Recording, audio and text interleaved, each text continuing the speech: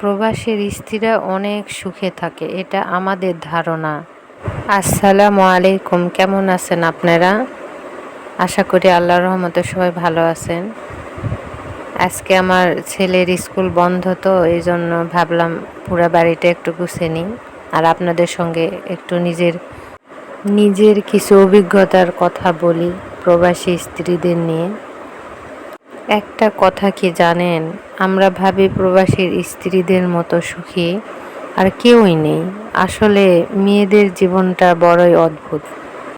মা ছাড়া যেমন মামার বাড়িতে কোনো দাম নেই, ঠিক তেমন স্বামী ছাড়া শ্বশুর বাড়িতে কোনো দাম নেই।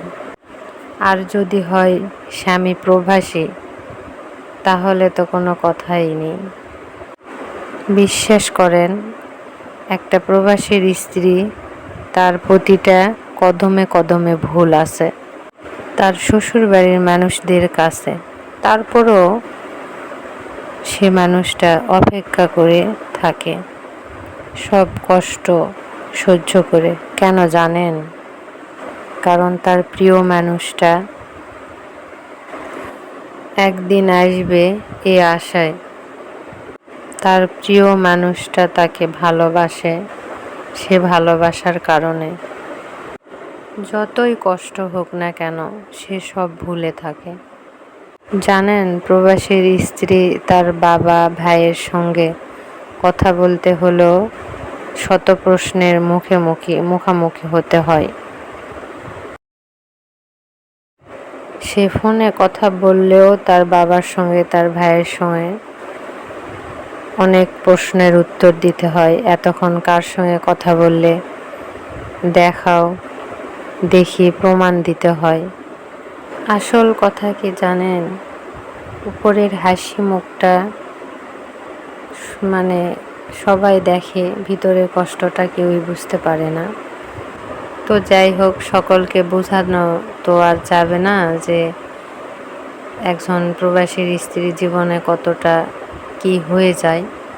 তো যাই হোক, সবাই আমাদের জন্য দোয়া করেন। আসলে আমি এত কথা আপনাদের সঙ্গে বলতেছি, এটা নিজের জীবন থেকেই কিছুটা। হয়তো ভাবতেছেন কেন এত প্রবাসীদের স্ত্রীদের নিয়ে এত কথা। তো সত্যি বলতে সব স্ত্রীরাও এক না, অনেকে আছে যারা তাদের প্রবাসী স্বামীদের একটু দয়াও করে না। আমি তাদের কথা আসলেই বলি নাই। তো যাই হোক, সবাই ভালো থাকবেন। আজকের জন্য এইটুকুই। অন্য আর একদিন না হয় আবার কথা হবে প্রবাসী স্ত্রীদের জীবন নিয়ে।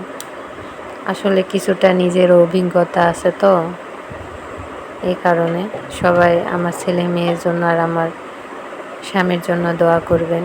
আসলে প্রবাসটা যে খুব সুখের তাও না, প্রবাসটা অনেক কষ্টের। যাদের প্রিয় মানুষ থাকে একমাত্র তারাই বোঝে যে প্রবাসটা কত কষ্টের। সবাই ভালো থাকবেন। আল্লাহ হাফেজ।